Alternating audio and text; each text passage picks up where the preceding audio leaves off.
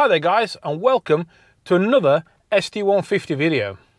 So I've been driving around in this car for a few weeks. Obviously I've had a few weeks off while I was in England, but one upgrade that I'm pretty desperate to do, and we're going to do today, is fit the new stereo to it. Obviously it's the law to have hands-free in a car, and these old stereos just don't have it. So I've been and bought a new stereo system, so we're going to have a look at that, and then we're going to install it. So this is the standard Ford 6000 CD stereo, fitted to pretty much all of these Mark 6s, and they are pretty basic. When I bought the car, I see that it's got a button there for a phone, and I thought perhaps it's got Bluetooth on it, but no, all that does, lower the volume, it mutes it. That's the only thing it does. So it doesn't actually connect a phone to it. All it does is mute it. So there's no way to connect this to my phone apart from an auxiliary cable, and that's hanging down here, so an ordinary 3.5mm jack. But as I've got a fairly modern phone, it doesn't have a 3.5mm jack on it, so this is all pretty outdated. So I want to get rid of this, and I need to fit a new stereo.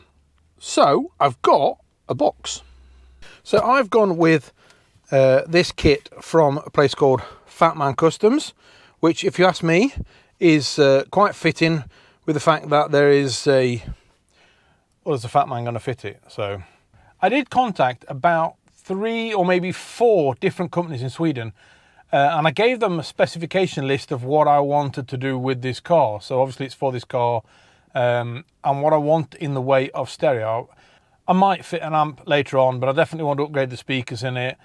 I definitely wanted the Android Auto in it. I want to be able to connect my phone to it. And I want a reversing camera on it as well. So I'm going to fit a reversing camera in this as well. And like a DAB radio would be good as well. And of the 3, maybe 4 companies I contacted, one of them got back to me. Can you guess who it was? Now, I had quite a good chat with Mr. Fatman. I'm not sure of his name, but I had a good chat with him over Instagram, actually. I contacted him. Incredibly helpful man. I told him what I wanted. He sent me questions back to want me to check it up to make sure that I got the exactly right parts that I needed for this car. He then sent me links to everything. So this is in no way sponsored by Fatman Customs. I paid for it all with my own pocket money. But I just want to say he did some amazing customer service. Getting in contact with me, having a chat, taking his time to actually answer my questions, to sell me, well, it's one stereo and one fitting kit. So it's not a massive amount of stuff, but he took the time, which for me is just worth so much money. So massive shout out to Fatman Customs. And if anybody needs a stereo in Sweden, you need to contact Fatman Customs. Let's have a look inside this box now. So the head unit I've got is a double DIN. It is the Nakamichi, I assume. It's the NA3615-W7. As you can see, it's got Apple CarPlay and it's got Android Auto in it. It's also got a wireless connection. A lot of these stereos didn't have the wireless in it. It's got the rear camera on it. It's got full HD on it. Loads of all other bits and pieces on it that I don't really know what they are right now. But this is supposed to be a really nice stereo. So I'm really looking forward to opening this box up, and that is the stereo we've bought. In this box below it is the fitting kit to get it fitted in that hole there. So let's get these boxes open and have a look what's in there.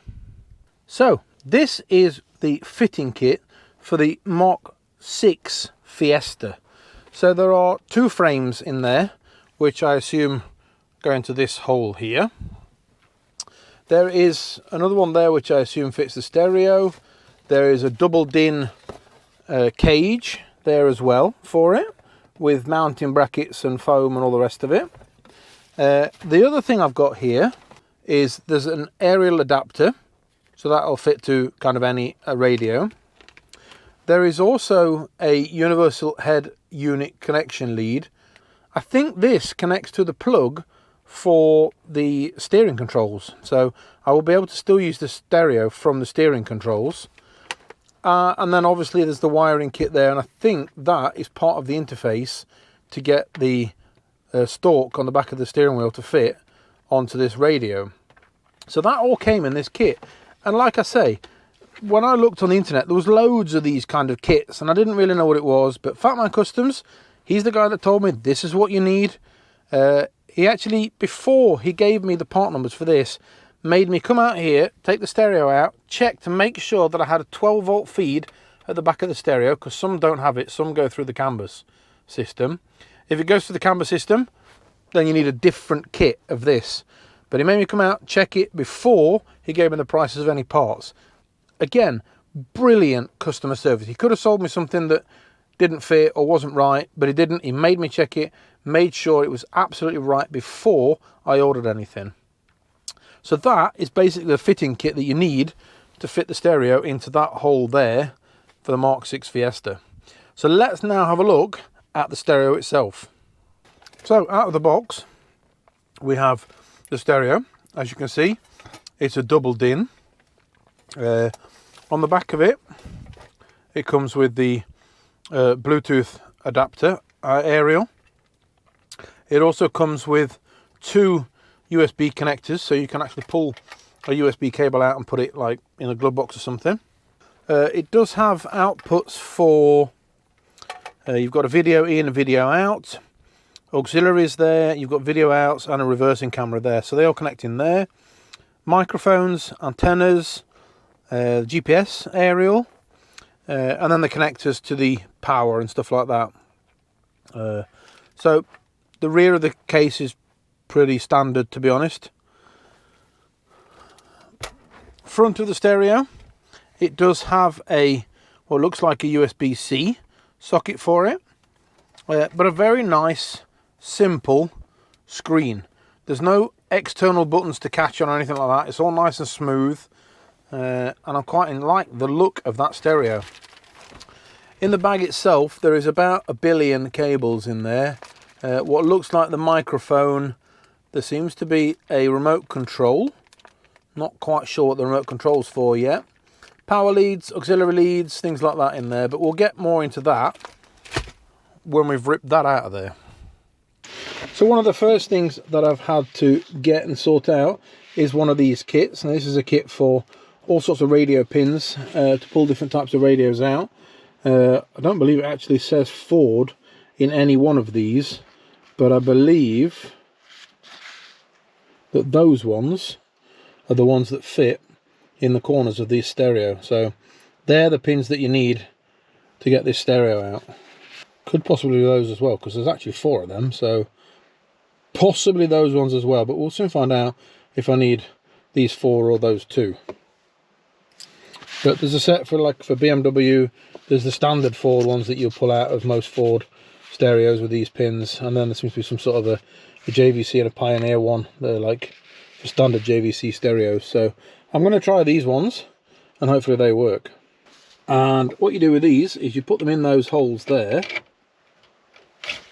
I think it's that way around. Yep. And then I think you move them to one side. So we'll try putting them in. Right, that took me absolutely ages to get it this far. Now these tools have a little edge on them with a little hole, and you're supposed to put them in there, press it in, it clicks like that, and that's it, that's in now. And then you can pull them outwards like that to watch the tabs move, but these ones don't seem to. This side comes out really, really easily. These tabs move really, really well. This side, the locking tabs don't seem to want to work very well, and especially this one, it doesn't seem to want to hook into anything, and then it just pulls out again. So I really had to force this one to come out, but now I've got it out that far, I can pull the rest of the system out. Pulling the stereo out, we've got some connectors on the back. So we've got the aerial there, and as you can see, somebody else has already had a go at fitting stuff in here. Now what they've done, by the look of it, is fitted wires to, I believe there's been an amp fitted to this at some point. So that's what these wires are. So I'll be getting rid of them because I don't want them. But But to get this connector off, it has a little bracket. It's got a little tab just there that I'm pressing with my nail, that one. That little tab there. Once that's been clicked backwards, that handle then pulls up and disconnects the stereo. So it's that little tab there that locks it in. So you pull that outwards and then you can pull the handle upwards. And that is the Ford stereo out the way. So what I've been trying to look for online is how to get these pins to fit in. So that pin goes in that way around, and you'll see it coming out into that hole there, as you can see there, and that clicks into that little tab there. And what we're actually trying to do is, this is the piece that holds it in place. So once the radio pin is hooked in, you can pull them outwards and you'll pull the tab, as you see the locking tab, downwards. Now the problem I've got is this side, where this pin does go in.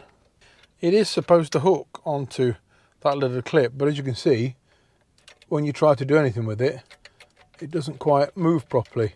And I think what's happened is that little tab that the tool is supposed to lock onto, which is, try and get it focused, which is just there, is bent. So it's probably been forced at some point. You see there, it should go in that little hole there, but it doesn't. It falls out all the time. So that's why I struggled with this one, and it's all to do with that little tab there and the fact that the tool hooks onto it but then falls out again. So that should move that tab there a lot further than what it should. It should be pressing it down to there somewhere, but it's obviously not doing that. So that was why I struggled with it, because I could only move it that much, look, and that's not enough for it to pull the stereo out. So that's why I couldn't get it out anyway. So this is the original connector here for the stereo. From that, I've connected the Fatman Customs connector. One of the looms coming off of that goes to this connector here, which is a double connector. That double connector then goes to the back of the stereo, to a black connector on the back of the stereo. The other part of the Fatman Custom system has this black adapter plug on it, and that goes to this connects to box, which is for the steering wheel controls.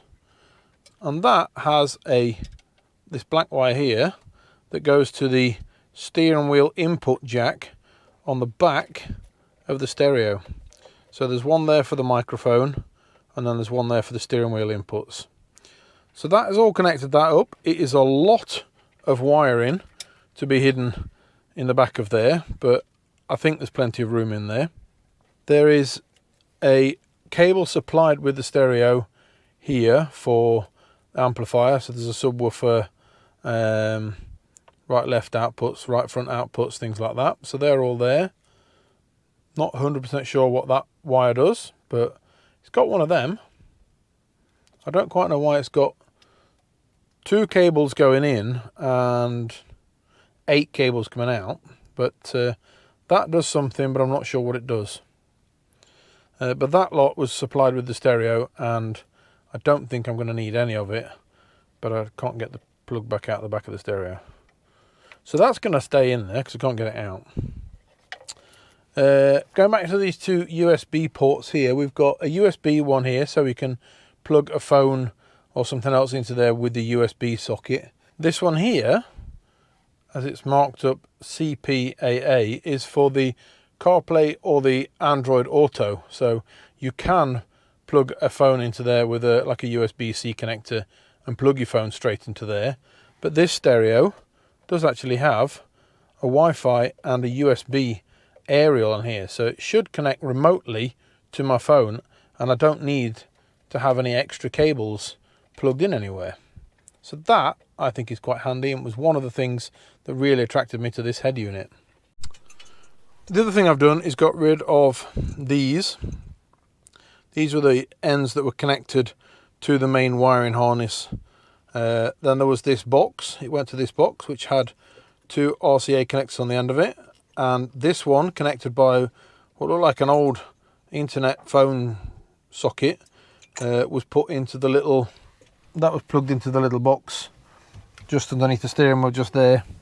And as you can see, something has definitely been connected there, and there is the other, and there's the other kind of phone wire. So I need to trace them back from wherever they go in there. I need to get rid of them, and the blue wire that was in here I've tucked down the back there. So the only thing left for me to do now is fit another part of the Fatman Custom kit,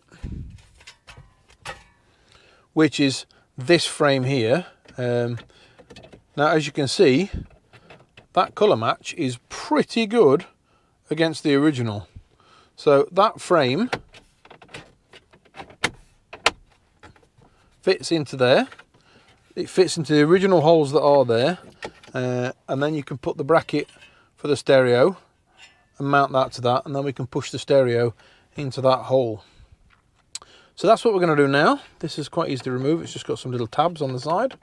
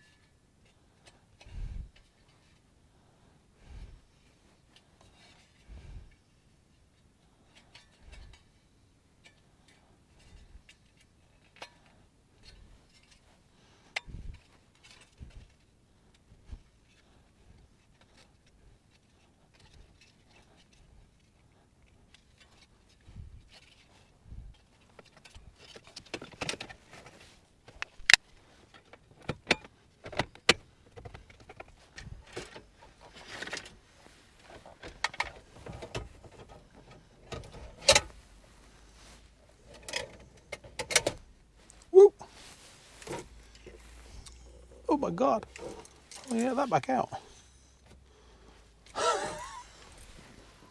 Oops. How do I get that back out?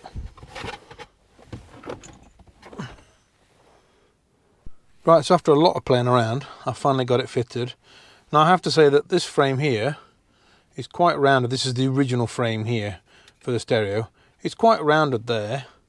The kit that Fatman Custom sent does have this frame that to me is a lot nicer. It's a lot squarer, it's a lot nicer. I would have liked to have gone with that, but it doesn't fit the stereo frame, so that makes the stereo nice and tight to touch it, whereas if I put that in it, it left the stereo quite loose. So I'm gonna have to go with that. I don't really like these rounded corners. I would have liked them to have been more square, because that just looks a bit naff if you ask me. But now it's time to turn the key.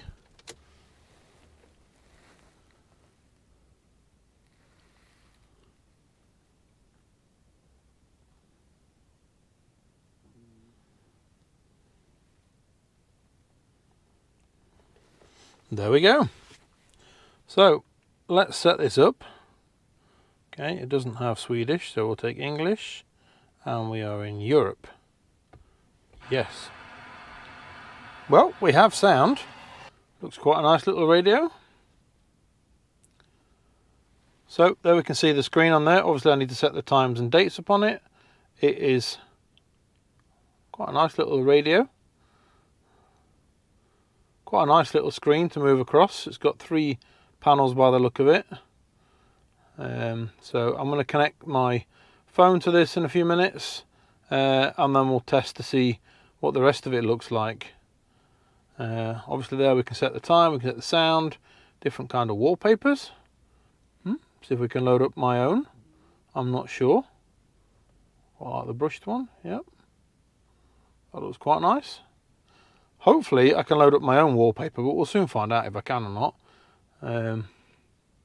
Yeah, all sorts of brightness settings, video controls.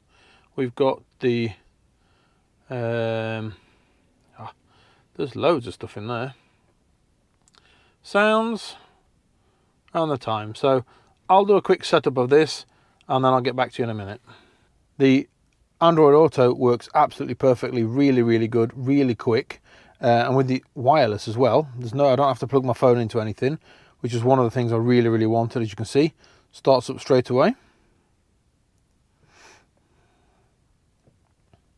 So I'm really happy with that. Works really, really well. Radio works. It's got you connect your phone to it, USB, Bluetooth music. You've got, so I can connect some sort of an AV signal into there. Not really quite sure what I can connect into there, but somebody let me know. It does say AV in, but I'm not sure what kind of an audio video I can put in there. Would be interesting to know. Other than that, nice display. It works really, really quickly. You can change the wallpaper on it to make it look quite nice. As you can see there, it comes with this like carbon little effect there at the back. So that's that. Yep, works as it should do. Works nice and easily on the phone. Nice screen. And the best thing about it is these buttons here work. So it just needed to be switched on. Found out how to switch it on. Works perfectly. So now the buttons behind the steering wheel work with that stereo, which is, for me, brilliant. I really, really do enjoy that. So I've managed to put the microphone that is now fitted all the way up there on the A pillar. It was a bit fiddly, so I didn't get time to film it, and it was also getting pretty dark by the time I did film it. So it was a bit of a pain to get it up through that gap there and run up this panel. But it does come with a GPS antenna. So that I'm going to put into that corner of the windscreen up there. So I need to then fit that. So I'm going to show you how I do that by getting rid of the glove box, and then we'll pull this panel off. We'll feed the cable up through the back there, and then we'll run up this panel and we'll stick it to the windscreen there, and then we'll put everything nice and neatly back together again. So we're going to start by pulling the glove box out, and to do that you have to kind of squash it like that and then pull it, and that will allow it to come out of its hole like that. So that gets that out of the way. Then we have the GPS antenna, which at the moment comes out the bottom of the dashboard just there. So we're going to feed it up here through the back of the cables, and then we'll be able to pull it off here. So we need to get rid of this trim panel now. So I'm going to go out to the side and we can get rid of this trim panel. So I did take this off on the other side yesterday. It's a little bit tight, but it is just a matter of pulling it like that. That pulls that panel off. What I found yesterday is this clip here. Actually, both of those got stuck there yesterday, but this clip you can actually remove. They are incredibly tight. I really don't like how tight that is, but it is tight. So we can now feed our GPS, where the cable comes out through the bottom of the dashboard here. So we can feed it up here, and there it is. One-handed we're doing this.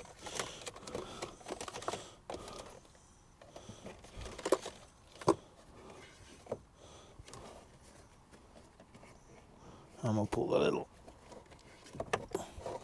antenna up through there. And then it's basically a matter of getting the antenna to come all the way up there. And I'm not sure I'm going to be able to do this one-handed. I'll give it a go. I will give it a go, but I'm not sure I can. It is there. I don't know if you can see it. There it is. But I don't think I can get hold of it one-handed. So I'm going to have to put the camera down for a second and pull it up. Right, that is fiddly, but we did get it out. So I'm going to remove the tape, hopefully. There we go. That's the tape off of there. And then we can gently pull that up there, and then we will stick it. I do want to stick it sideways. So we'll put that just there. Right in the corner of the window. That brings the cable quite neatly behind the panel, and into the clip there where the green wire goes. I don't quite know what the green wire does, but it's got a nice little clip for it anyway. But it's got a little clip for that one there, so we can actually clip the cable into there and then bring the other end of it down there. So that fits nice and neatly. I assume that that is for the heated front screen. Now I don't have a heated front screen, but that looks like a connector for a heated front screen. Should fit kind of there. My question now is, do these cars come with heated front screens? Can you get them with heated front screens? And if you can, is all the wiring there, or is that just connected to something and there's no relay or anything like that? Is the relay here for it? I know the button's not there because I've only got the rear one. I assume a front one will fit there. But is the wiring for it? Because it would be nice to get a heated front screen in this. But for now on, it's not there. So we're going to pull the other clip out of here. And the tip for doing that really is to just spread it apart slightly with a screwdriver. And that should allow this to come out. But I don't think I can do that one-handed either. There we go. So that's got that out. That will then slide back into position like that. There is another grey one there that doesn't come out, and that fits in the bottom hole just there. So now we can put this back into position. Get the rubber back into position there. The clips are pretty much in the right place, and they should just push in like that, and then we can put the rubber back. There we go. That's now put that in there. That's in there. You can't see the wires. Right, so that is the GPS antenna fitted. The microphone is fitted over there, and obviously the stereo is fitted there and looks really, really nice. So once again, another massive thank you to Fatman Customs for the excellent service. I will put a link down below to his website. Go in there, check it out if you're looking for anything to do with audio. Absolutely amazing service. And again, this is not sponsored video or whatsoever. So I've got a few more cosmetic things to do on this car. I've got a car show coming up in about a week, which is Boulden Motor Meet. Now, for those of you that have not had a look at my channel, go and have a look at it. I'll put a link at the end of this video to Boulden Motor Meet. I've been there for the last 3 or 4 years. It is getting massive. I think the people that do it are trying to get to 1,500 cars turning up this year. So it's going to be a massive event, and I want to be there with this car, and I also want to be there with Alice.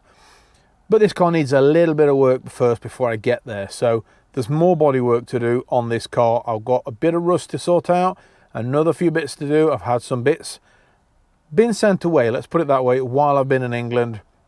Those parts are ready now. I'm going to get the rest of it sorted out. So make sure you subscribe and follow this channel to see more of the ST150 upgrades that are going on this car. So I'll see you in the next video. Thanks a lot for watching, and bye-bye.